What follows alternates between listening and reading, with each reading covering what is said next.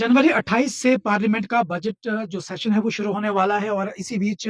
दिल्ली की एक अदालत ने बारामूला से मेंबर ऑफ जो पार्लियामेंट है इंजीनियर रशीद है उन्हें इजाज़त दी है वो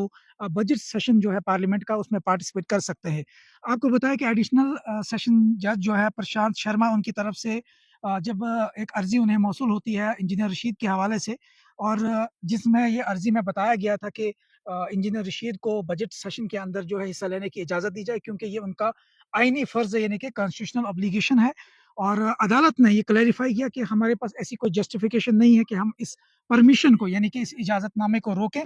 जिसके बाद ये रिलीफ़ दिया गया और साथ में कुछ जो है शर्तों के बिना पर जो है वो यानी कि कुछ शराइत रखी गई है, जिसके एवज़ में इंजीनियर रशीद जो है वो अब बजट सेशन में जो पार्लियामेंट का है उसमें पार्टिसिपेट कर सकते हैं। और आपको बताएँ कि जो इंजीनियर रशीद है वो जो है इस प्रोसीडिंग को अटेंड करेंगे यानी कि पार्लियामेंट्री जो सेशन होगा इसको अटेंड करेंगे। कस्टडी में रहने के साथ-साथ उनके जो काउंसिल है विखायत ओबेरॉय उनकी तरफ से ये कन्फर्म किया गया और साथ में आपको बताएँ कि ये भी कहा गया है कि जब ट्रैवल एक्सपेंसेस की अर्ज़ी जो है पहले ही दिल्ली कोर्ट के अंदर मौजूद है कि जो ये जो ट्रैवल एक्सपेंसेस है इस पर जाने का यानी कि जो एमपी साहब जो है वो जब जाएँगे, तो ये जो ट्रैवल कॉस्ट वाली एप्लीकेशन है वो ऑलरेडी जो है दिल्ली हाई कोर्ट में पेंडिंग है और ये कहा गया है कोर्ट की तरफ से कि इसके नताइज उसके बाद होंगे, यानी कि जब इस अर्जी का फैसला आएगा, वो उस कॉस्ट की जो एप्लीकेशन होगी उसका नतीजा वो बाद में आएगा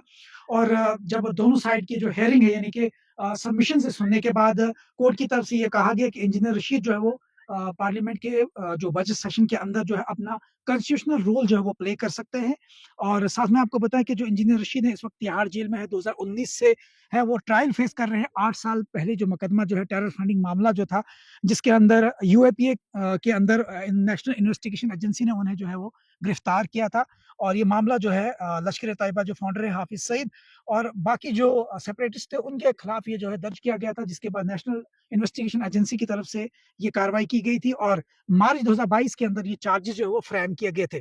आपको बताएं कि इंजीनियर रशीद ने इस एप्लीकेशन के अंदर क्या-क्या जो है वो मांग की थी, तो आपको पता है उनकी तरफ से ये कहा गया था उन्हें टेम्परेरी परमिशन चाहिए ताकि वो जो पार्लियामेंट के अंदर अपना जो कॉन्स्टिट्यूशनल रोल है यानी कि लेजिस्लेटिव और कॉन्स्टिट्यूशनल पार्लियामेंट्री रोल जो है, जो एमपी बन के आए हैं वो अपना पूरा कर सके। उनके कौंसल विखायत ओबेरॉय, नीतीश गुप्ता, शिवम प्रकाश और रवि शर्मा की तरफ से भी ये इस अर्जी पर ये दलाइल रखे गए थे। उनकी तरफ से कहा कि ये बजट जो सेशन है, ये उनका पर्सनल मैटर नहीं है यानी कि वो पर्सनल अपने खुद के लिए नहीं कर रहे हैं बल्कि ये कॉन्स्टिट्यूशनल ऑब्लिगेशन है क्योंकि अवाम ने उन्हें चुनकर यहाँ पर